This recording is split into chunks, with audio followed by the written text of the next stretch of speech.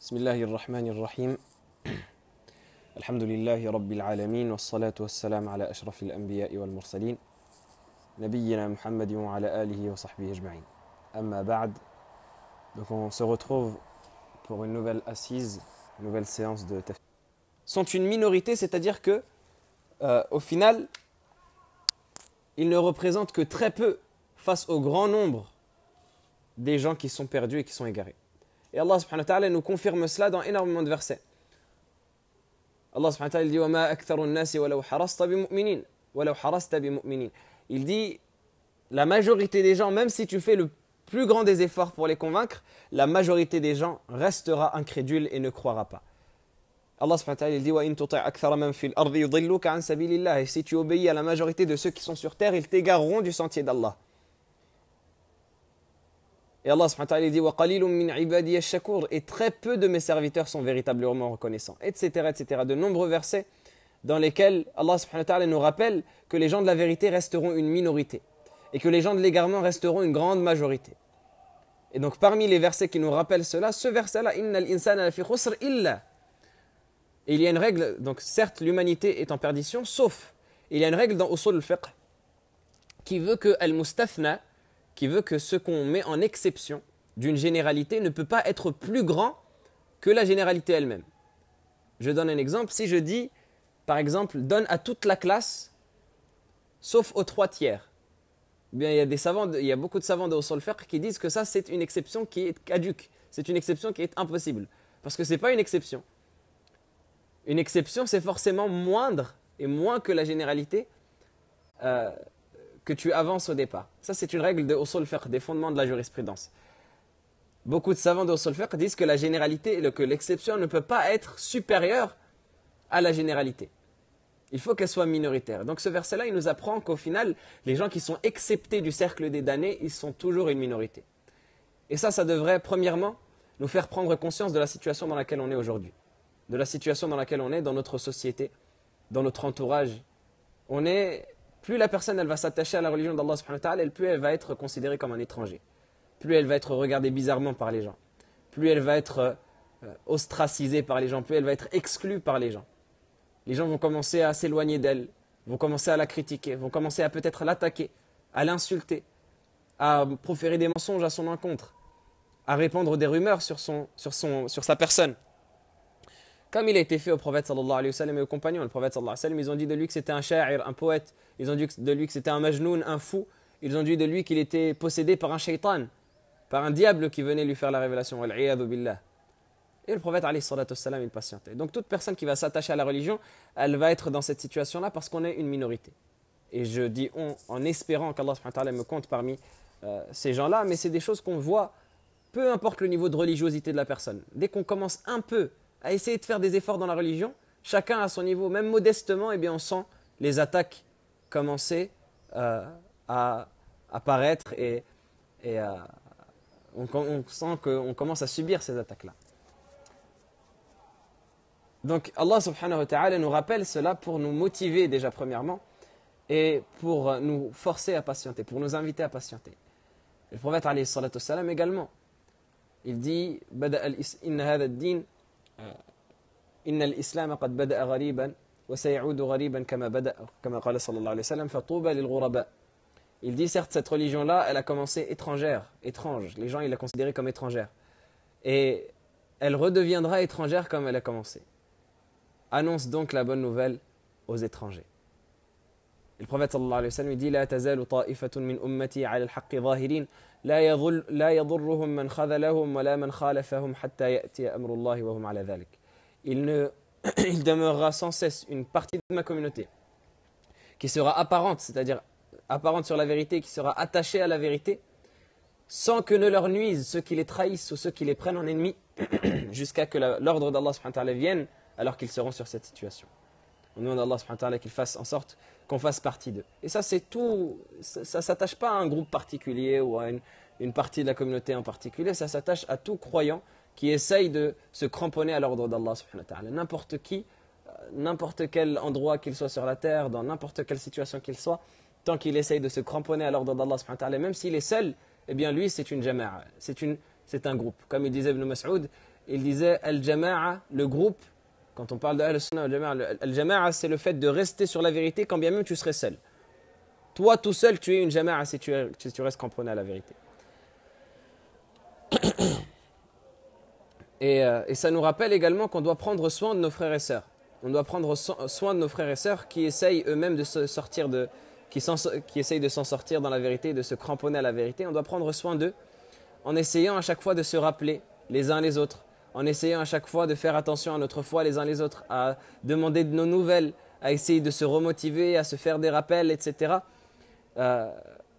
Comme beaucoup de salaf disaient, ils disaient Istawsu bi ahli sunnati khayra.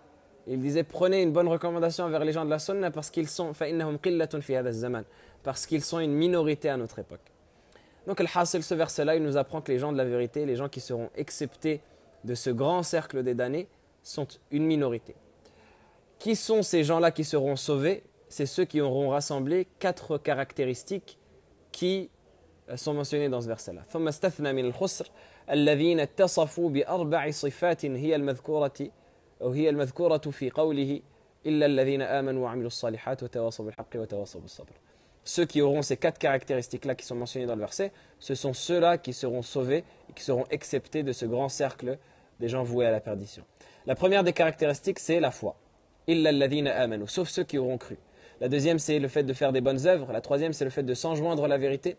Et la quatrième, c'est le fait de s'enjoindre à la patience. Il dit فَالصِّفَةُ الْأُولَى الْإِيمَانِ. La première donc, c'est la foi. وَإِنَّمَا يُدْرَكُ أَصْلُهُ وَكَمَالُهُ بِالْعِلْمِ. Et cette première caractéristique-là, elle ne peut s'obtenir dans sa base comme dans sa perfection que par la science. C'est la science qui va t'amener à avoir la foi. Tu ne peux pas connaître Allah subhanahu wa ta'ala si tu n'apprends pas à le connaître. Tu ne peux pas connaître Allah subhanahu wa ta'ala si tu ne te renforces pas et tu ne te fortifies pas par rapport aux insufflations sataniques par la science et par la connaissance. Donc il faut absolument que tu recherches la connaissance pour avoir la première des caractéristiques, ce qui fait que la première des caractéristiques, c'est la foi et c'est également la science. La deuxième, c'est al-amal al-salih, c'est les bonnes œuvres. Parce que la science, elle doit t'amener à faire des bonnes œuvres. La personne qui pratique, qui ne met pas en pratique sa science, celle-là, elle est comparable aux juifs qui n'ont pas mis en pratique leur science, qui sont mentionnés dans le verset où Allah subhanahu wa ta'ala dit dans Surat al-Fatiha, غَيْرِ الْمَغْضُوبِ عَلَيْهِمْ وَلَا الضَّالِّينَ. Guide-nous vers le chemin de ceux que tu as comblés de tes bienfaits, non pas le chemin de ceux qui ont encouru ta colère, ni des égarés. Ceux qui ont encouru la colère d'Allah subhanahu wa ta'ala, comme il dit Sufyan ibn Uyayna, il dit c'est les juifs parce qu'ils ont su et qu'ils ne l'ont pas mis en pratique. Comme Allah subhanahu wa ta'ala il dit كَانُوا لَا يَتَنَاهَوْنَ عَن مُنكَرٍ فَعَلُوا. Ils ne s'interdisaient pas le blâmable qu'ils commettaient.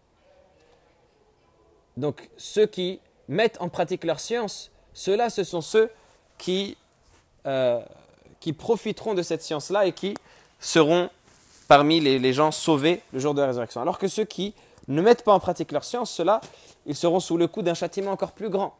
Comme le prophète sallallahu alayhi wa sallam a dit, parmi les 3 catégories de personnes qui rentreront en enfer en premier, le prophète sallallahu alayhi wa sallam dit, il y a 3 catégories de personnes qui rentreront en enfer en premier, avant même les adorateurs des idoles.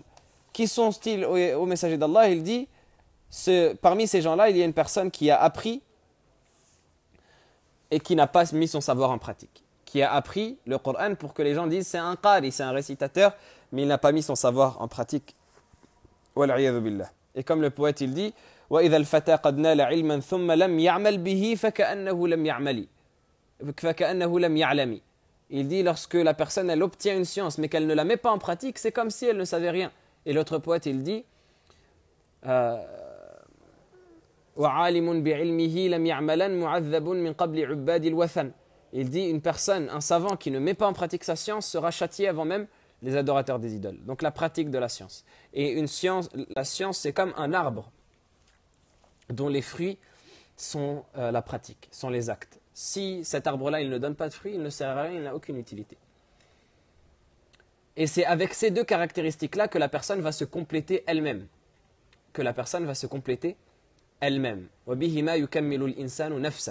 Et ensuite viennent 2 autres caractéristiques qui elles vont compléter autrui. Allah subhanahu wa ta'ala il dit وَالثَّالِثَةُ التَّوَاصِي بِالْحَقِّ. Ou plutôt Allah subhanahu wa ta'ala il dit وَتَوَاصَوْا بِالْحَقِّ عَفْوًا. Et l'auteur il dit la 3e de ces caractéristiques-là, c'est le fait de s'enjoindre la vérité. De s'enjoindre la vérité, c'est-à-dire de se conseiller les uns et les autres avec ce qui est la vérité et le haqq, c'est-à-dire la législation d'Allah subhanahu wa ta'ala, sont une minorité, c'est-à-dire que au final, ils ne représentent que très peu face au grand nombre des gens qui sont perdus et qui sont égarés. Et Allah subhanahu wa ta'ala nous confirme cela dans énormément de versets. Allah subhanahu wa ta'ala dit وَمَا أَكْثَرُ النَّاسِ وَلَوْ حَرَصْتَ بِمُؤْمِنِينَ وَلَوْ حَرَصْتَ بِمُؤْمِنِينَ. Il dit, la majorité des gens, même si tu fais le plus grand des efforts pour les convaincre, la majorité des gens restera incrédule et ne croira pas. Allah subhanahu wa ta'ala il dit وَإِن تُطِعْ أَكْثَرَ مَنْ فِي الْأَرْضِ يُضِلُّكَ عَنْ سَبِيلِ اللَّهِ. Et si tu obéis à la majorité de ceux qui sont sur terre, ils t'égareront du sentier d'Allah. Et Allah subhanahu wa ta'ala il dit وَقَلِيلٌ مِّنْ عِبَادِيَ الشَّكُورِ. Et très peu de mes serviteurs sont véritablement reconnaissants, etc., etc. De nombreux versets dans lesquels Allah subhanahu wa ta'ala nous rappelle que les gens de la vérité resteront une minorité et que les gens de l'égarement resteront une grande majorité. Et donc parmi les versets qui nous rappellent cela, ce verset-là, innal insana lafi khusr illa. Et il y a une règle, donc certes l'humanité est en perdition, sauf, il y a une règle dans Usul al-Fiqh qui veut que al-mustathna, qui veut que ce qu'on met en exception d'une généralité ne peut pas être plus grand que la généralité elle-même. Je donne un exemple, si je dis, par exemple, donne à toute la classe, sauf aux 3 tiers. Bien, il y a beaucoup de savants de Usul al-Fiqh qui disent que ça c'est une exception qui est caduque, c'est une exception qui est impossible, parce que ce n'est pas une exception. Une exception, c'est forcément moindre et moins que la généralité que tu avances au départ. Ça, c'est une règle de Usul al-Fiqh, des fondements de la jurisprudence. Beaucoup de savants de Usul al-Fiqh disent que la généralité, que l'exception ne peut pas être supérieure à la généralité. Il faut qu'elle soit minoritaire. Donc ce verset-là, il nous apprend qu'au final, les gens qui sont exceptés du cercle des damnés, ils sont toujours une minorité. Et ça devrait, premièrement, nous faire prendre conscience de la situation dans laquelle on est aujourd'hui. De la situation dans laquelle on est, dans notre société, dans notre entourage. Plus la personne elle va s'attacher à la religion d'Allah subhanahu wa ta'ala, plus elle va être considérée comme un étranger. Plus elle va être regardée bizarrement par les gens.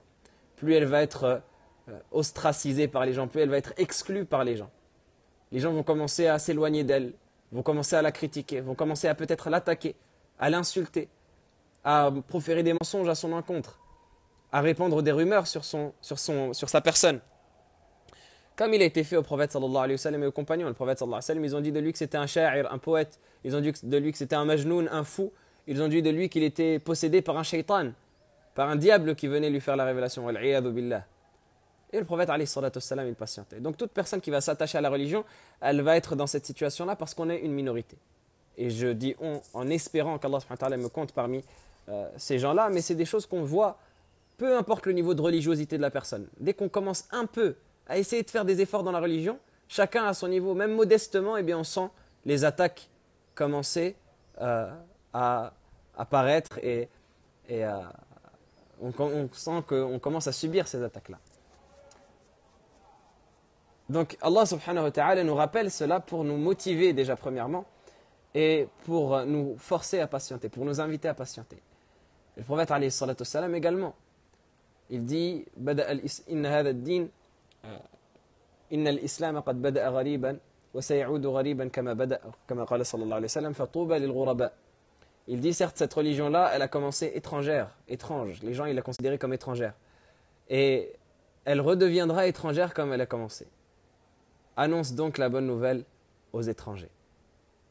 Et le prophète sallallahu alayhi wa sallam dit la tazalu ta'ifatun min ummati 'ala al-haqqi zahirin la yadhurruhum man khadhalahum wa la man khalafahum hatta ya'ti amru Allah wa hum 'ala dhalik. Il demeurera sans cesse une partie de ma communauté qui sera apparente, c'est-à-dire apparente sur la vérité, qui sera attachée à la vérité, sans que ne leur nuisent ceux qui les trahissent ou ceux qui les prennent en ennemis, jusqu'à que l'ordre d'Allah subhanahu wa ta'ala vienne, alors qu'ils seront sur cette situation. On demande à Allah subhanahu wa ta'ala qu'il fasse en sorte qu'on fasse partie d'eux. Et ça c'est tout, ça ne s'attache pas à un groupe particulier ou à une partie de la communauté en particulier, ça s'attache à tout croyant qui essaye de se cramponner à l'ordre d'Allah subhanahu wa ta'ala. N'importe qui, n'importe quel endroit qu'il soit sur la terre, dans n'importe quelle situation qu'il soit, tant qu'il essaye de se cramponner à l'ordre d'Allah subhanahu wa ta'ala, même s'il est seul, eh bien lui c'est une jama'a, c'est un groupe. Comme il disait Ibn Mas'ud, il disait al-jama'a, le groupe. Quand on parle de al-sunnah al-jama'a, c'est le fait de rester sur la vérité quand bien même tu serais seul. Toi tout seul, tu es une jama'a si tu restes cramponné à la vérité. Et ça nous rappelle également qu'on doit prendre soin de nos frères et sœurs. On doit prendre soin de nos frères et sœurs qui essayent eux-mêmes de se sortir qui essayent de s'en sortir dans la vérité, de se cramponner à la vérité. On doit prendre soin d'eux en essayant à chaque fois de se rappeler les uns les autres, en essayant à chaque fois de faire attention à notre foi les uns les autres, à demander de nos nouvelles, à essayer de se remotiver, à se faire des rappels, etc.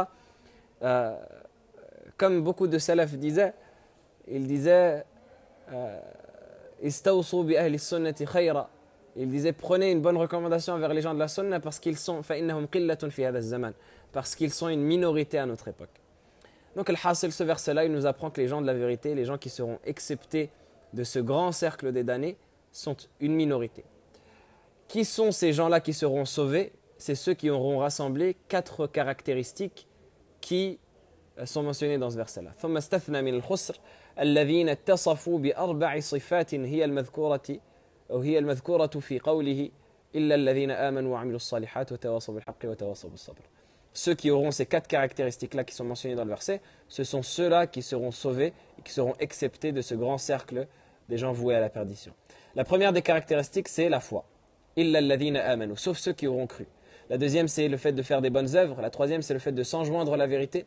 Et la quatrième, c'est le fait de s'enjoindre à la patience. Il dit فالصفة الأولى الإيمان. La première donc, c'est la foi. وإنما يدرك أصله وكماله بالعلم. Et cette première caractéristique-là, elle ne peut s'obtenir dans sa base comme dans sa perfection que par la science. C'est la science qui va t'amener à avoir la foi.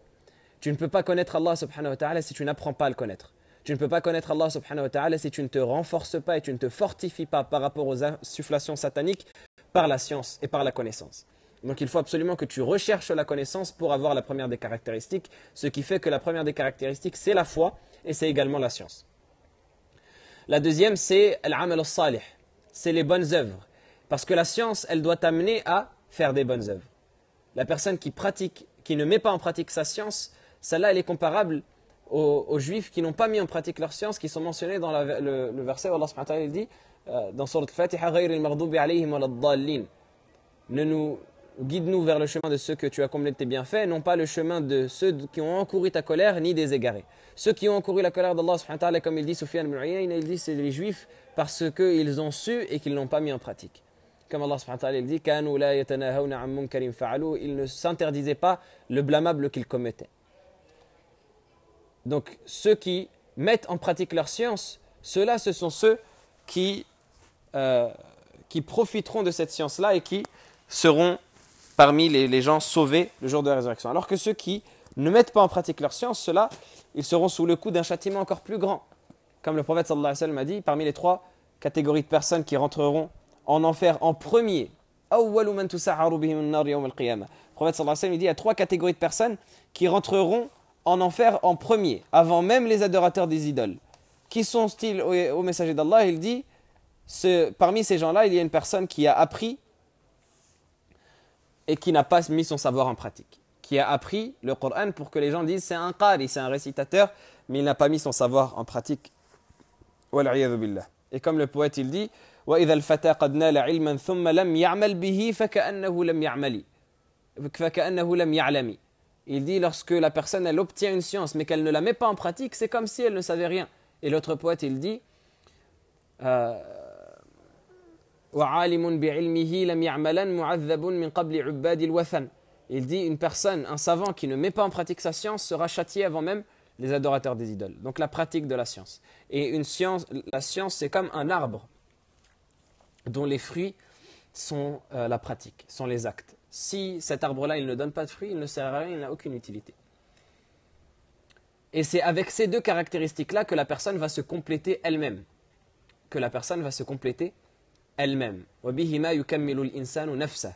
Et ensuite viennent 2 autres caractéristiques qui elles vont compléter autrui. Allah subhanahu wa ta'ala il dit وَالثَّالِثَةُ التَّوَاصِي بِالْحَقِّ, ou plutôt Allah subhanahu wa ta'ala il dit وَتَوَاصَوْا بِالْحَقِّ عَفْوًا. Et l'auteur il dit la 3e de ces caractéristiques-là, c'est le fait de s'enjoindre la vérité.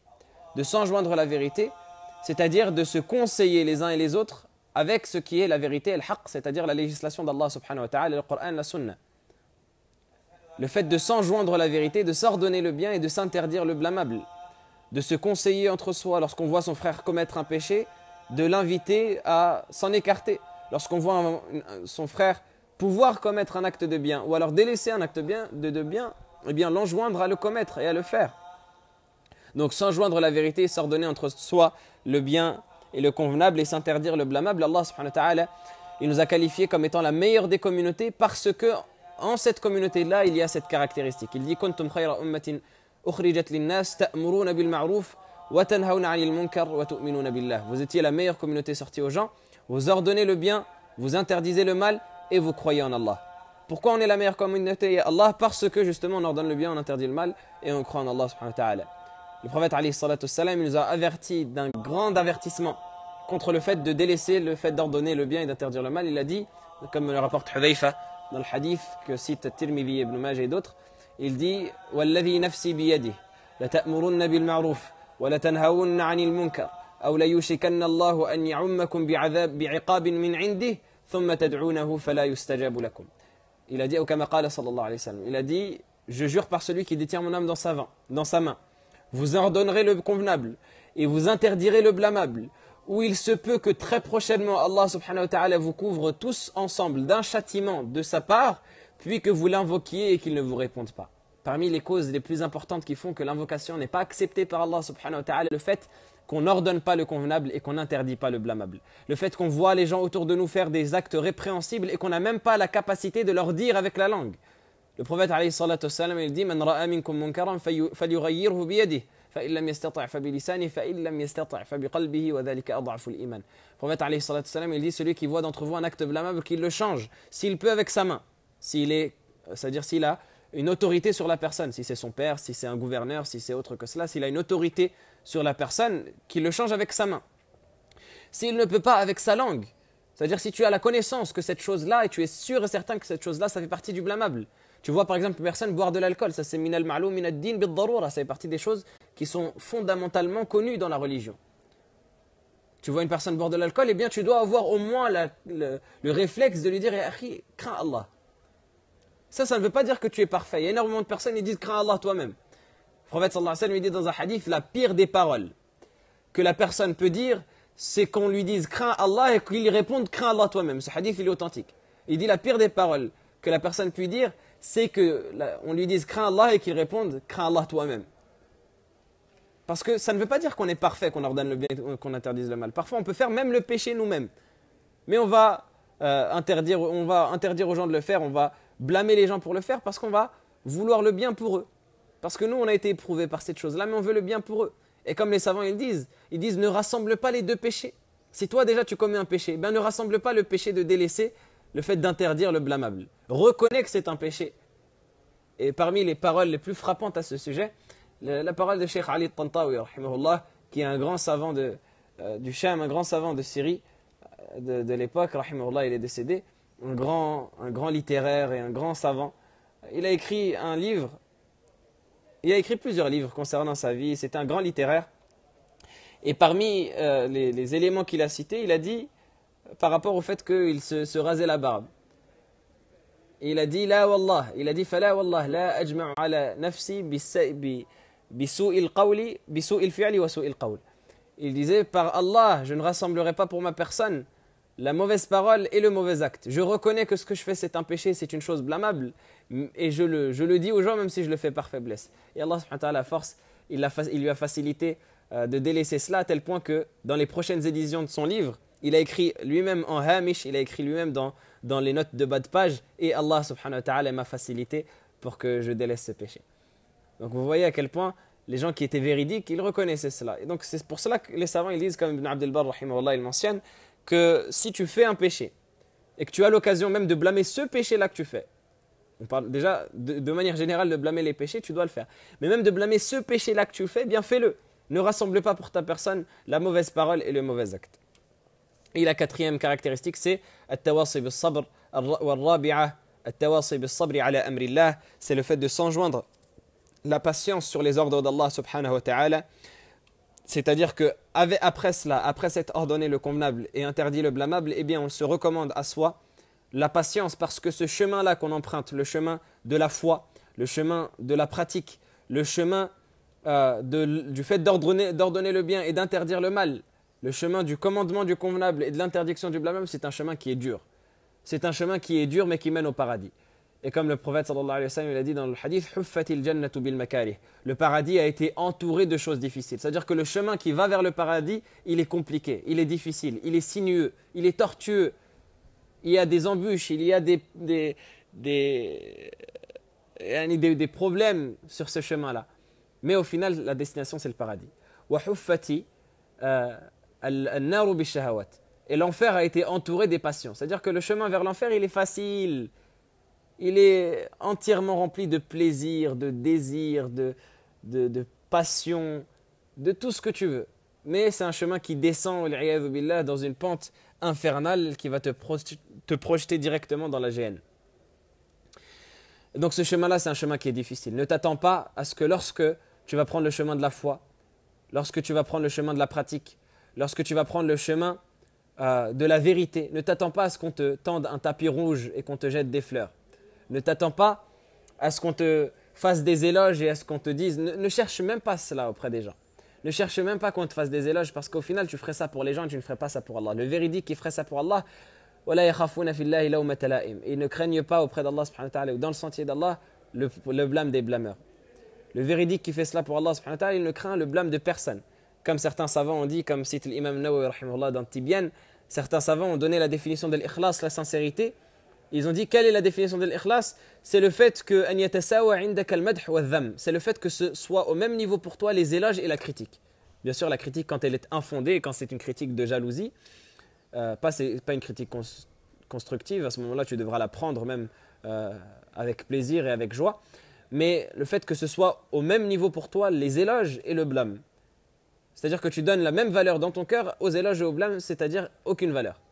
Que tu ne leur donnes aucune valeur. Et c'est à ce moment-là que tu auras la véritable sincérité. Et c'est à ce moment-là que tu seras véritablement dans ce chemin-là de la patience pour Allah subhanahu wa ta'ala et que tu endureras pour ton Seigneur ce que tu subiras dans ce chemin-là. Allah subhanahu wa ta'ala dit « Wasta'inu bis sabri was salah » et aidez-vous avec la prière et la patience. Et Allah subhanahu wa ta'ala nous enjoint dans énormément de versets ainsi que le prophète sallallahu alayhi wa sallam à avoir la patience. Wallahu a'lam. Simplement pour terminer, l'auteur ici il dit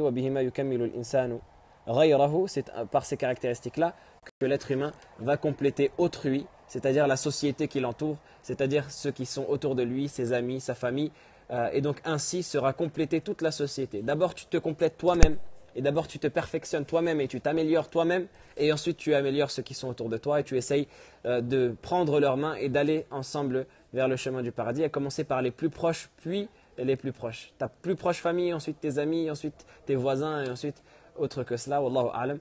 Sallallahu wa sallam wa barak ala sayyidina Muhammad wa ala alihi wa sahbihi ajma'in. Subhanakallahumma wa bihamdika ashhadu an la ilaha illa anta astaghfiruka wa atubu ilayk. Subhana rabbika rabbil izzati amma yasifun. Wa salamun ala al mursalin walhamdulillahi rabbil alamin. Fiikum barakallah.